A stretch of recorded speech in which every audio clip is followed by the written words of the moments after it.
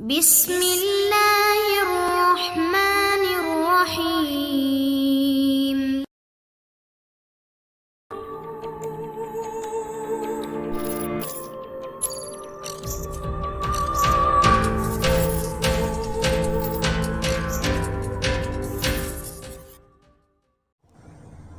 अस्सलाम वालेकुम दोस्तों। इमरान सीरीज़ नावल सॉर्ड मागा बाय मज़र कलीम MA। अगर आपने अभी तक हमारे चैनल जासूसी दुनिया को सब्सक्राइब नहीं किया तो सब्सक्राइब करें और बेल आइकन पर क्लिक कीजिए।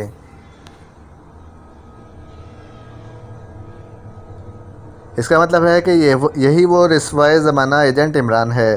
कागजात की रूह से तो ये इमरान था ही, लेकिन अब इसका तजर्बा भी हो गया है। लड़की ने साथ बैठे हुए नौजवान से कहा, ओह, इसके बारे में मशहूर है कि इसे खुद ब खुद होश आ जाता है।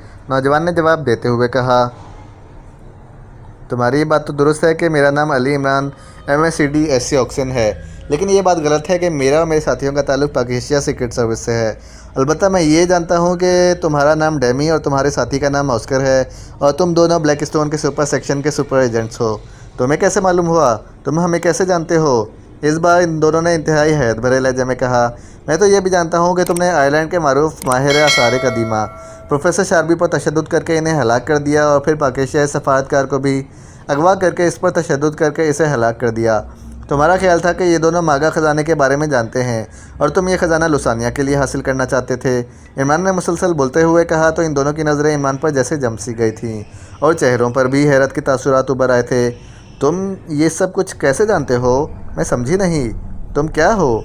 डेमी ने इंतहाई हैरत भरे लहजे में कहा, मुझे तो यह भी मालूम है कि तुम्हारे आदमियों ने यहाँ के एयरपोर्ट से हमारी रिहाइशगाह तक जदीद मशीनरी के ज़रिए हमारी निगरानी की है। तुमने वहाँ बेहोश कर देने वाली गैस फायर की और हमें बेहोशी का आलम में यहाँ लाकर इस तरह रॉड में जकड़ दिया है कि हमारे जिस्म हमारी रूहें भी इन रॉड से बाहर ना निकल सकें। इमरान ने कहा तो डेमी और ऑस्कर दोनों ने एक दूसरे की तरफ इस तरह देखा जैसे वो एक दूसरे से पूछ रहे हों कि ये शख्स इस कदर क्यों और कैसे जानता है। तुम बैक वक़्त मतज़ाद बातें कर रहे हो। पाकिस्तान सीक्रेट सर्विस से मुतालिक होने से इनकार करने में क्या मसलहत है, जबकि वैसे तुम सब कुछ जानते हो। अगर तुम हुक्म दो तो मैं मान लेता हूँ, लेकिन हकीकत यही है जो मैंने बताई है। हम सब दोस्त हैं और सयाहत के लिए यूरोप आए हैं। मैं तुम्हें आखिरी बार मौका दे रही हूँ। अगर तुमने सच ना बोला तो तुम सबको अभी गोलियाँ मारकर हलाक कर दिया जाएगा। डेमी ने पहले से भी सख्त लहजे में कहा, और इसके साथ ही मागा ख़जाना मिलने की उम्मीद भी हमेशा के लिए दम तोड़ जाएगी। तुम्हें ख़जाना मिल जाएगा क्या वाकई? डेमी ने तेज़ लहजे में कहा, ढूंढने से क्या नहीं मिल सकता। ठीक है, तुम हमें बताओ कि ख़जाना कहाँ है, हम वहाँ चेक करेंगे। अगर ख़जाना मिल गया तो तुम सबको रिहा कर दिया जाएगा, वरना गोलियाँ मार दी जाएंगी। डेमी ने कहा तो इमरान बेख्तियार हंस पड़ा। तुम मुझ पर हंस रहे हो? मुझ पर? डेमी पर? डेमी ने इमरान के इस अंदाज़ में हंसने को तज़ीक समझते हुए चीख कर कहा, इसे गोली मार दो, अभी और इसी वक्त। डेमी ने अपने हुक्म में खड़े मशीन गन बरदार को चीखते हुए कहा, रुक जाओ। ऑस्कर ने इस मशीन गन बरदार को चीख कर कहा, जो कंधे से लटकी हुई मशीन गन उतार रहा था, तुम मेरे ऑर्डर के ख़िलाफ़ बोल रहे हो? क्यों? डेमी ने फुंकारते हुए लहजे में ऑस्कर की तरफ मुंह करते हुए कहा, तुम सब कुछ ख़त्म करा दोगी, अपने आप को काबू में रखो। ऑस्कर ने भी जवाब में सख्ती लहजे में कहा तो डेमी एक झटके से उठी और तेज़ी से मुड़कर बैरूनी दरवाजे की तरफ बढ़ गई। ऑस्कर भी खामोशी से उठा और इसके पीछे बैरूनी दरवाजे की तरफ बढ़ गया। अलबत्ता दोनों मुसल्लह अफराद अपनी जगह पर वैसे ही खड़े रहे। एक लम्हे के लिए इमरान के जहन में ख्याल आया कि वो इस मौके से फ़ायदा उठाए और अपने आप को रॉड से आज़ाद करा ले, लेकिन फिर इसने ये सोचकर इरादा बदल दिया कि इसके तमाम साथी बेहोश पड़े हुए हैं। इनमें से किसी के साथ कुछ भी हो सकता है। लेकिन काफ़ी देर गुजर गई और डेमी और ऑस्कर वापस ना आए तो इमरान ने एक बार फिर आज़ाद होने के बारे में सोचना शुरू कर दिया। लेकिन दोनों मुसल्लह अफराद अंदर मौजूद थे और इसे ख़तरा था कि ये अचानक फायरिंग ना शुरू कर दें, क्योंकि इमरान और इसके साथियों के पास तो असलहा मौजूद ना था और दोनों मुसल्लह अफराद एक जगह भी मौजूद ना थे। लेकिन अभी इमरान सोच ही रहा था कि दरवाज़ा खुला और डेमी और उसके साथ ऑस्कर अंदर दाखिल हुए। इन दोनों के चेहरों पर ऐसे तासुरात थे जैसे मामलात इनके पसंद के मुताबिक ना चल रहे हों। वो दोनों आकर दोबारा इन्हीं कुर्सियों पर बैठ गए जिन पर वो पहले बैठे हुए थे।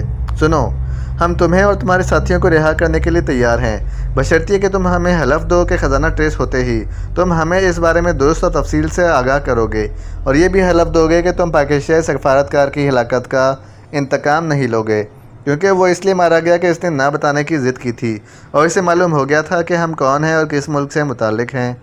बहरहाल हमें तुम पर एतमाद है कि तुम हलफ की खिलाफ वर्जी नहीं करोगे, इसलिए अगर तुम हलफ दे दो तो हम तुम्हें और तुम्हारे साथियों को आज़ादी दिला देंगे, वरना दूसरी सूरत में तुम और तुम्हारे साथी हलाक कर दिए जाएंगे। फिर तुम्हें ख़जाने की बात कौन बताएगा?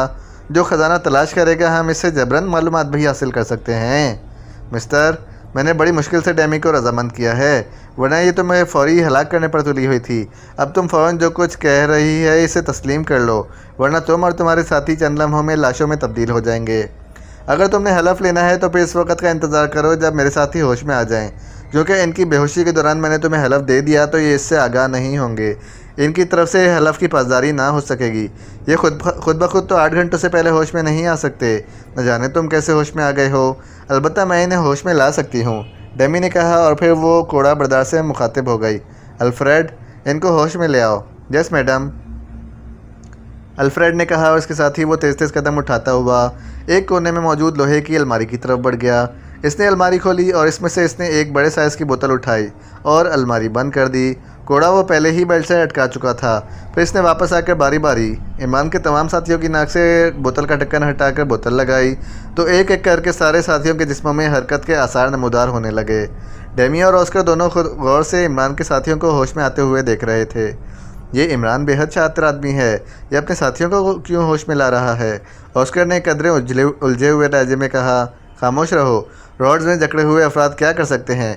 ये रॉड से बाहर नहीं आ सकते। अलबत्ता मशीन पिस्टल की गोलियां रॉड से गुजर जाएंगी।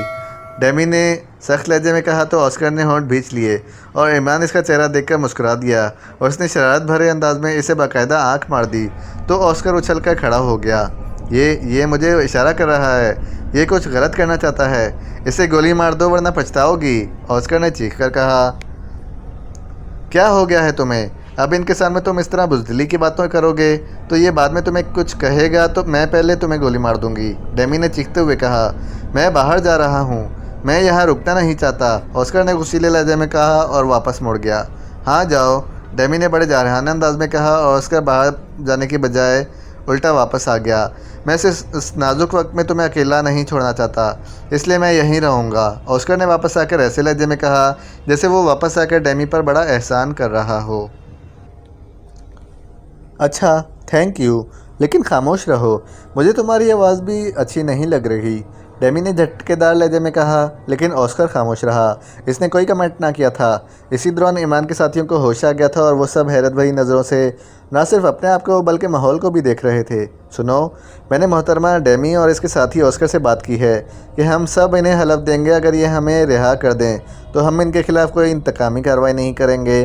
तुम्हें मैडम डेमी ने इसलिए होश दिलाया है कि तुम भी इस हलफ में शामिल हो जाओ, इमरान ने कहा।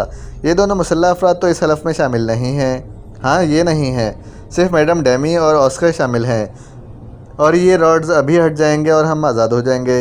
इसके बाद हम ख़जाना की तलाश शुरू कर देंगे, इमरान ने जवाब देते हुए कहा। तो डेमी और ऑस्कर दोनों के चेहरों पर कदरे इत्मीनान के तासुरात उभर आए थे कि अचानक कड़कड़ाहट की तेज़ आवाज़ों से कमरा गूंज उठा और फिर चंद लम्हों बाद हॉल इंसानी चीखों से भी गूंज उठा। कड़कड़ाहट की तेज़ आवाज़ें इमरान और इसके साथियों के गिर्द मौजूद रॉड्स के अचानक गायब होने पर पैदा हुई थीं और अचानक रॉड्स गायब होते ही इमरान, सफदर और तनवीर के साथ साथ सालेहा ने इंतहाई तेज़ रफ्तारी से डेमी, ऑस्कर और दोनों मुसल्लह अफराद पर हमला कर दिया। इमरान ने ऑस्कर को गर्दन से पकड़कर फ़ज़ा में उठाकर कलाबाजी खाई और वापस फर्श पर गिरा दिया, जबकि डेमी के साथ यही सलूक सालेहा ने किया। सफदर और तनवीर बिजली की सी तेज़ी से इन दोनों मशीन गन बरदार और कोड़ा बरदार पर हमला आवर हो गए। चूँकि ये सब कुछ बज़ाहिर नामुमकिन था और अचानक हुआ था, इसलिए डेमी, ऑस्कर और इनके दोनों मुसल्लह अफराद रद्दमल में मामूली सी हरकत भी ना कर सकते थे। तनवीर और सफदर ने इमरान की हिदायत के मुताबिक दोनों मुसल्लह अफराद की गर्दनें तोड़कर इन्हें हलाक कर दिया था और इनके हथियार कब्ज़े में ले लिए गए थे, जबकि इमरान और सालेहा ने डेमी और ऑस्कर दोनों को सिर्फ बेहोश किया था। ये सब कुछ सिर्फ चंद बार पलकें झपकने में ही मुकम्मल हो गया था। इमरान ने अपने साथियों को ये कहकर आगे का पैगाम दे दिया था कि अभी रॉड्स गायब हो जाएंगे और वो आज़ाद होकर डेमी और ऑस्कर को हलफ देंगे, जबकि दोनों मुसल्लह अफराद को हलफ नहीं दिया जाएगा। इसका मतलब इमरान के साथी बखूबी समझ गए थे और वैसे ही हुआ जैसा कि इमरान ने इशारा दिया था। बाहर जाके देखो ये कौन सी जगह है और अब बाहर इन लोगों के कितने अफराद मौजूद हैं, लेकिन फायरिंग से परहेज़ करना। अगर ये पॉइंट किसी गंजान आबाद इलाके में हो तो इमरान ने कहा तो सफदर और तन्वीर तेज़ी से बैरूनी दरवाजे की तरफ बढ़ते चले गए। इन दोनों को हमने कुर्सी पर बिठाकर रॉड्स में जकड़ना है। इमरान ने कैप्टन शकील से कहा, आपने रॉड्स को अचानक खोला कैसे है और अब बंद कैसे करेंगे? कैप्टन शकील ने झुककर फर्श पर बेहोश पड़े ऑस्कर को उठाकर एक कुर्सी पर डालते हुए कहा, जबकि सोलेहा ने जूलिया के साथ मिलकर डैमी को उठाकर ऑस्कर के साथ वाली कुर्सी पर डाल दिया। इनकी तलाशी ले लो सोलेहा और कैप्टन शकील, तुम इस ऑस्कर की तलाशी लो, मैं इन लाशों की तलाशी लेता हूँ। हमने इस रिमोट कंट्रोल को तलाश करना है जिससे इन कुर्सियों के रॉड्स ऑपरेट किए जाते हैं। इमरान ने कहा, यही जादू तो इसने सीख रखे हैं जिस वजह से चीफ इसे लीडर बनाता है। जूलिया ने मुस्कुराते हुए कहा तो सोलेहा जूलिया के चेहरे पर इमरान के लिए उभर आने वाले तासरात देखकर बेइख्तियार हंस पड़ी। तुम हंस क्यों रही हो? जूलिया ने सोलेहा से मुखातिब होकर कहा, मैं इसलिए हंस रही हूँ कि इमरान साहब का जादू स्विट्ज़रलैंड तक भी चल सकता है। सोलेहा ने कहा, ऐसी बातें मत किया करो, जूलिया ने कदरे शर्माते हुए कहा, और इसके शर्माने पर कैप्टन शकील भी बेइख्तियार हंस पड़ा। फिर अल्फ्रेड की जेब से रिमोट कंट्रोल बरामद हो गया तो इमरान ने इसके ज़रिए डैमी और ऑस्कर के गिर्द रॉड्स एडजस्ट करके इन दोनों को पूरी तरह जकड़ दिया जैसे पहले इमरान और उसके साथियों को जकड़ा गया था। इसी लम्हे दरवाज़ा खुला और सफदर अंदर दाखिल हुआ। ये शहर से बाहर कोई फार्म हाउस है। इस पॉइंट पर मज़ीद 4 अफराद मौजूद थे जिन्हें हलाक कर दिया गया है।